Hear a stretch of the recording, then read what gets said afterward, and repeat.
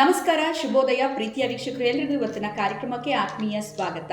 ನಮ್ಮ ಚಾನೆಲ್ನ ಇದೇ ಫಸ್ಟ್ ಟೈಮ್ ನೋಡ್ತಾ ಇರೋದು ಅಂದರೆ ಈಗಲೇ ಸಬ್ಸ್ಕ್ರೈಬ್ ಮಾಡಿ. ಪ್ರತಿನಿತ್ಯ ನಿಮಗೆ ಹಲವಾರು ವಿಡಿಯೋಸು ನಿಮಗೆ ಉಪಯುಕ್ತವಾಗಿರುವಂಥ ಮಾಹಿತಿಯನ್ನು ನಾವು ನೀಡ್ತಾ ಬಂದಿದ್ದೀವಿ. ವಿಡಿಯೋಸ್ನ ನೀವು ಲೈಕ್ ಮಾಡ್ಬೋದು. ಇನ್ನು ಗುರುಗಳ ಒಂದು ಮಾರ್ಗದರ್ಶನದಲ್ಲಿ ಇದೇ ಫೆಬ್ರವರಿ 12ನೇ ತಾರೀಕು ಈ ಬಾರಿಯ ಕುಬೇರ ಸಭೆ ಕಾರ್ಯಕ್ರಮ 5 ದಿನ ನಡೀತಾ ಇದೆ.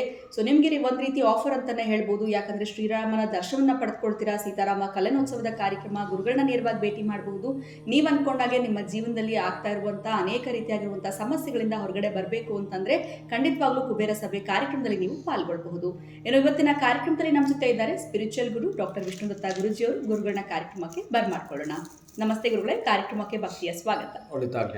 ಗುರುಗಳೇ, ಇವತ್ತಿನ ಪ್ರಶ್ನೆ ಏನು ಅಂತಂದರೆ, ಸಾಕಷ್ಟು ಕಮೆಂಟ್ಸ್ ನಾನು ವೀಡಿಯೋಸ್ನಲ್ಲಿ ನೋಡ್ತಾ ಇದ್ದೀನಿ. ಅಕ್ಷಯ ವೃಕ್ಷ ಅನೇಕ ರೀತಿಯಾಗಿರುವಂಥ ಸಹಾಯವನ್ನು ಪ್ರತಿಯೊಬ್ಬರಿಗೂ ಕೂಡ ಮಾಡ್ತಾ ಬರ್ತಾ ಇದೆ. ಆದರೆ ಕಾರ್ಯಕ್ರಮವನ್ನು ವೀಕ್ಷಿಸ್ತಾ ಇರುವಂಥ ಹೊಸ ವೀಕ್ಷಕರಿಗೆ ಈ ಅಕ್ಷಯ ವೃಕ್ಷದ ಬಗ್ಗೆ ಮಾಹಿತಿ, ಇದನ್ನು ನಾವು ಯಾವ ರೀತಿ ಮನೆಯಲ್ಲಿರೋರು ಮಾತ್ರ ತಗೊಳ್ಬೇಕಾಗತ್ತಾ, ಅಥವಾ ಆಫೀಸಲ್ಲಿ ಇರುವಂಥವ್ರ, ಬಿಸ್ನೆಸ್ ಮಾಡ್ತಾ ಇರುವಂಥವ್ರ, ಅಥವಾ ವಿದ್ಯಾರ್ಥಿಗಳಿಗ, ಯಾರಿಗೆ ಇದರ ಹೆಚ್ಚು ಅನುಕೂಲ ಆಗುತ್ತೆ, ಈ ರೀತಿಯಾಗಿರುವಂಥ ಕಮೆಂಟ್ಸ್ನ ಮುಖಾಂತರ ಪ್ರಶ್ನೆಗಳನ್ನ ಕೇಳ್ತಾ ಇದ್ದಾರೆ.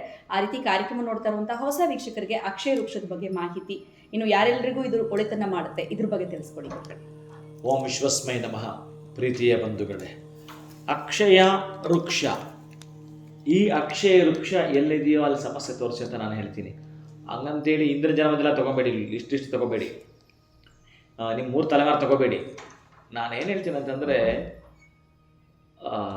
ಕೆಲವು ತಾಯಂದಿರು ಪಾಪ ಆ ಮನೆಗೆ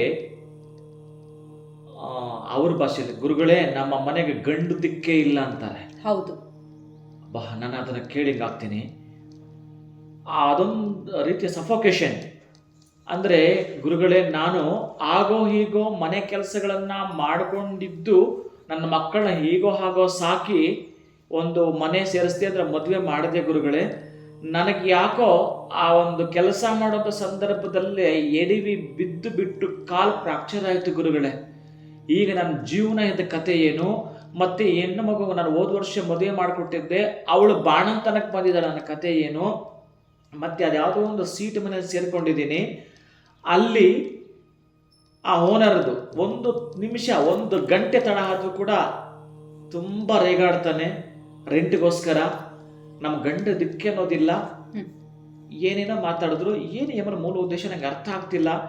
ಒಟ್ಟಾರೆ ಏನು ಸಮಸ್ಯೆ ಅಮ್ಮ? ಏನಿಲ್ಲ ಗುರುಗಳೇ, ಇವತ್ತು ಊಟಕ್ಕಾಗಿ ಅಕ್ಕಿ ತೊಗೊಳ್ಬೇಕಾದ್ರೆ ನಮ್ಗೆ ರೇಷನ್ ಕಾರ್ಡು ಇಲ್ಲ. ಈ ತರಹದ್ದು ಪಾಪ ಎಲ್ಲಿಂದಲೋ ಬಂದಿದ್ರು, ಇಲ್ಲಿ ಇರ್ತಾರೆ, ರೇಷನ್ ಕಾರ್ಡ್ ಇಲ್ಲ, ನಮಗೆ ಯಾವುದು ಕೂಡ ಗೌರ್ಮೆಂಟಿಂದ ಬರಲ್ಲ. ಇವತ್ತು ನನಗೆ ಒಂದಷ್ಟು ಅಕ್ಕಿ ಬೇಕು, ಮಕ್ಕಳಿಗೆ ಬೇಯಿಸಿ ಹಾಕಬೇಕು ಅನ್ನೋ ಅಂಥ ಕಷ್ಟದಿಂದ ಹಿಡಿದು ಇನ್ನು ಮನೆಯಲ್ಲಿ ಆಗ್ತಾ ಇರತಕ್ಕಂತಹ ಹಿರಿಯ ಕಿರಿಯ ಮಕ್ಕಳಿಂದ ಹಿಡಿದು ಹಿರಿಯರ ತನಕ ಕಾಡ್ತಾ ಇರೋ ರೋಗ ರುಜಿನಗಳಿಗಾಗಿರಬಹುದು. ಆಮೇಲೆ ಎಷ್ಟೋ ಜನ ಆಸ್ಪತ್ರೆಗಳು, ಯಾವಾಗ 2 ವರ್ಷ ಆಯ್ತು ಅನ್ಕೋತೀನಿ ನಾನು, ಒಂದು ಅಮ್ಮ 33 ವರ್ಷದ ಕ್ಯಾನ್ಸರ್ ಪೇಷಂಟ್, ಒಬ್ಬ ಮಗನ್ನ ಹಾಕ್ಕೊಂಡು ತಲೆಯೆಲ್ಲ ಪೂರ್ತಿ ಕೂದಲೇ ಇಲ್ಲ, ಆ ಮಗುನ ಹಾಕ್ಕೊಂಡು ಇಲ್ಲಿ ಕಿದ್ವಾಯಿ ಹಾಸ್ಪಿಟಲ್ ಅಲ್ಲಿ ಹೋಗಿ ಆಕೆ ಬರ್ತಾಳೆ. ಆ ನಂತರ ಗುರುಗಳೇ ನಾನೇ ಎಷ್ಟು ಧನ್ಯಳು ಅಂತಾಳೆ. ನನ್ನ ಮಗ 33 ವರ್ಷಕ್ಕೆ ಕ್ಯಾನ್ಸರ್ ಪೇಷಂಟ್, ಅವನು 4 ದಿವಸ ಹಾಸ್ಪಿಟಲ್ ಹಾಕ್ಕೊಂಡಿದ್ದೆ. ಡಾಕ್ಟ್ರು ಒಂದು ರೀತಿ ಮೆಡಿಸಿನ್ ಕೊಟ್ಟರು, ಪರವಾಗಿಲ್ಲ ಅಂತಂದ್ರು. ನಾನು ಚೆಕ್ ಮಾಡಿಸ್ಕೊಂಡು ಆ ಒಂದು ಮೆಡಿಕೇಶನ್ ಮಾಡಿಸ್ಕೊಂಡು ಮನೆಗೆ ಬಂದೆ. ನಂದೇ ಎಷ್ಟೋ ವಾಸಿ ಅನಿಸ್ತು ಗುರುಗಳೇ. ಅಲ್ಲಿ ಬಹುಶಃ ಒಂದು 25ರಿಂದ 30 ಮಕ್ಕಳು, 3ರಿಂದ 4 ವರ್ಷದ ಮಕ್ಕಳ ಕ್ಯಾನ್ಸರ್ ಬಂದಿತ್ತು ಗುರುಗಳೇ. ಅದನ್ನು ನೋಡಿ ಅವರ ತಂದೆ ತಾಯಿಗಳ ಆ ಒಂದು ಆರ್ತನಾದ, ಆ ಒಂದು ದುಃಖ ಹೇಳತೀರದು. ಇದೆಲ್ಲವೂ ಇನ್ನೂ ಬೇಕಾದಷ್ಟಿದೆ. ಪ್ರಪಂಚ, ಈ ಜಗತ್ತು ಹೇಗಿದೆ ಅಂತಂದರೆ, ಅಷ್ಟು ಕಲ್ಮಶಗಳಿಂದ, ಅಷ್ಟು ನೋವಿಂದ, ಅಷ್ಟು ದುಃಖದಿಂದ ಕೂಡಿದೆ.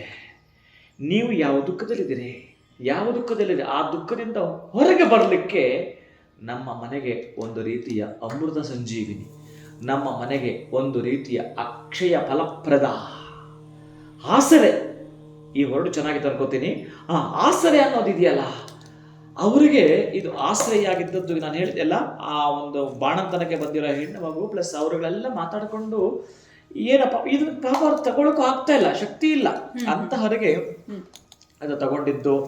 ಆಮೇಲೆ ಅಳಿಯ ಅವರ ಮೇಲೆ ಏನೇನೋ ಬೇಸರ ಮಾಡಿಕೊಂಡು ಅದೇ ಏನೋ ಕಿರುಕುಳ ಇರುತ್ತಲ್ಲ ಅವರ ಲೆವೆಲ್ಗೆ ಅವ್ರಿಗೆ ಕಿರುಕುಳ ಕೊಡದೇ ಇರ್ತಾನ.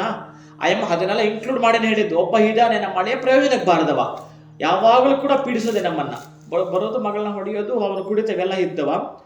ಅವನು ಬೇಕಾದಷ್ಟು ಬದಲಾಗಿ ಬರಬೇಕಾದ್ರೆ ಇದು ಹೋಗೋದಕ್ಕೂ ಅವನೊಂದು ಆಟೋದಲ್ಲಿ ಬರೋದಕ್ಕೂ ಅವನು ಆ ಮಗು ಆದಮೇಲೆ 7 ತಿಂಗಳಿಂದ ಬಂದಿಲ್ಲ. ಇದು ಹೋಗೋದಕ್ಕೂ ಅವನ ಆಟೋದಲ್ಲಿ ಬಂದಂತೆ. ಆ ಆಟೋದಲ್ಲಿ ಬಂದಾಗ ಅವನು ಸುಮ್ಮನೆ ಬಂದಿಲ್ಲ. ಅಯ್ಯಮ್ಮ ಅದಕ್ಕೆ ನಾನು ಯಕ್ಕೇನ ಪದ ಯಾಕೆ ಬಳಸ್ತಾ ಇದ್ದೀನಿ, ಗೌರ್ಮೆಂಟ್ ಅವ್ರು ಕೊಟ್ಟಿಲ್ಲ ಅನ್ನೋ ಪದ ಯಾಕೆ ನಾನು ಹೇಳ್ತಾ ಇದ್ದೀನಿ.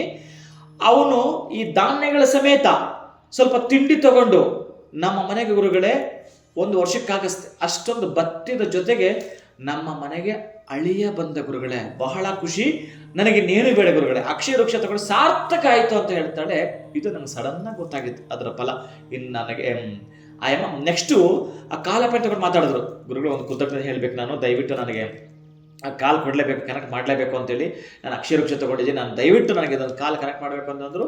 ನಾನೆಲ್ಲ ಹೊರಗಡೆ ಕನೆಕ್ಟ್ ಮಾಡಿದ್ರೆ ಮಾತಾಡಿದ್ರೆ ಅಯ್ಯಮ್ಮ ಖುಷಿಯನ್ನು ಅಷ್ಟು ಚೆನ್ನಾಗಿ ವ್ಯಕ್ತಪಡಿಸಿದ್ರು. ಹೀಗೆ ಅಂದರೆ ಇದು ಹೀಗೆ ಅಂತಂದರೆ ಎಲ್ಲಿ ಹೋದರೂ ಅಲ್ಲೆಲ್ಲ ಕೂಡ ಹಚ್ಚ ಹಸಿರಿನ ಪಚ್ಚಬಳೆ ಕಡೆಗಳೇ. ನೀವಷ್ಟು ತಂಬೀಭೂತರಾಗ್ಬಿಡ್ತೀರಿ. ಅಷ್ಟು ಅದ್ವಿತೀಯ ಅಮೋಘ ಆಹ್ಲಾದಯ ಅನುಭೂತಿ ಅದು ಒಳಗಡೆ ಇರುತ್ತೆ. ಅದು ಅಕ್ಷಯ ವೃಕ್ಷ. ಖಂಡಿತ ಗುರುಗಳೇ, ಎಲ್ಲೋ ಒಂದು ಕಡೆ ಅರ್ಥಪೂರ್ಣವಾಗಿರುವಂಥ ಮಾತುಗಳನ್ನ ನೀವು ತಿಳಿಸ್ಕೊಟ್ರಿ. ಅಕ್ಷಯ ವೃಕ್ಷ ಇದ್ದಲ್ಲಿ ಸಮಸ್ಯೆನ ತೋರಿಸಿ ಅಂತ, ಜೊತೆಗೆ ಆಸರೆಯಾಗಿ ಕೆಲಸ ಮಾಡುತ್ತೆ. ಅರ್ಥಪೂರ್ಣ ಅಂದ್ರೆ ನಾನು ಇದ್ದದ್ದನ್ನ ಹೇಳಕ್ಕೆ ಇಷ್ಟಪಡ್ತೀನಿ. ನಾನು ಹೇಳಿದೆ ಮೊನ್ನೆ ಯಾರೋ ಗುರುಗಳೇ, ನೀವು ತುಂಬಾ ಹೇರ್ಸ್ ತುಂಬಾ ಚೆನ್ನಾಗಿದೆ ನಿಮಗೆ, ನನ್ನ TV5 ಚಾನಲ್ ಅಲ್ಲಿ ನಿಮ್ ಹಾಗೆ ಅಂತ ಹೆಣ್ಣು ಕೇಳ್ತಾ ಇತ್ತು, ಏನಾಗ್ತೀರಾ ಹಾಯಿಲ್ಲ ಅಂತೀನಿ. ಅಮ್ಮ ಚಿಕ್ಕ ವಯಸ್ಸಲ್ಲಿ ನನಗೆ ನಮ್ಮ ಅಮ್ಮ ಇಟ್ಟಿರ್ಬೇಕು, ನಾನು ಇಡಲ್ಲ. ಹಾಗಂತ ನಂದೇ ಆಯಿಲ್ ಏನೇನೋ ಇದೆಯಲ್ಲ ಆ ಪ್ರಾಡಕ್ಟ್ ನಾನು ಏನು ಹಾಕಲ್ಲ. ಆಗ ನಂದೇ ತೋರಿಸ್ಬಿಟ್ಟು ನಾನು ನಮ್ಮದೇ ಹಾಕಿ ಬಳಸಿದ್ರೆ ನೀವು ತಗೊಳ್ತೀರಿ, ತಗೊಳ್ಳಬೇಡಿ, ದಯವಿಟ್ಟು ತಗೊಳ್ಬೇಡಿ. ಅದಕ್ಕೆ ನಾನು ಇದ್ದದ್ದು ಏನಂತಂದ್ರೆ ಅವರ ಒಳಗಡೆ ಎಲ್ಲೋ ಒಂದು ಕಡೆ ಈ ನಾನು ಮಾತಾಡ್ತಕ್ಕಂತಹ ಮಾತುಗಳು ಅವರನ್ನು ಮೆಚ್ಚಿಸಕ್ಕೆ ನಾನು ಹೇಳಲ್ಲ, ಅವರ ಮನೆಯಲ್ಲಿ ಧನಧಾನ್ಯ ಹೆಚ್ಚಿಸಲಿಕ್ಕೆ ಇದೊಂದು ನಿಮ್ಗೊಂದು ಅವಕಾಶ ಕೊಡಬಹುದು ಅಂತ ಮಾತಾಡಲಿಕ್ಕೆ ಇಷ್ಟಪಡ್ತೀನಿ. ಖಂಡಿತ ಗುರುಗಳೇ, ನಿಮ್ಮ ಒಂದು ನೇರವಾದ ಮಾತುಗಳೇ ಬಹುಶಃ ನಮ್ಮ ಸಬ್ಸ್ಕ್ರೈಬರ್ಸ್ಗೆ ಬಹಳಷ್ಟು ಇಷ್ಟ ಆಗ್ತಾ ಇದೆ. ಪ್ರತಿ ವಿಡಿಯೋನಲ್ಲೂ ಹೆಚ್ಚಿನ ಮಾಹಿತಿ, ವಿಶೇಷವಾಗಿರುವಂಥ ವಿಚಾರಗಳ ಬಗ್ಗೆ, ಇನ್ನು ಅಕ್ಷಯ ವೃಕ್ಷ ಮನೇಲಿದ್ರೆ ಯಾವ ರೀತಿ ಉಪಯೋಗ ಆಗುತ್ತೆ, ಆಸರೆಯಾಗಿ ಕೆಲಸ ಮಾಡುತ್ತೆ, ಮಿರಾಕಲ್ಸ್ನ ನಾವು ನೋಡಬಹುದು ಅನ್ನೋದ್ರ ಬಗ್ಗೆ ತಿಳಿಸ್ಕೊಟ್ಟಿದ್ದೀರಾ. ಬಹಳ ಧನ್ಯವಾದಗಳು ತಮಗೆ. ನಮಸ್ಕಾರ.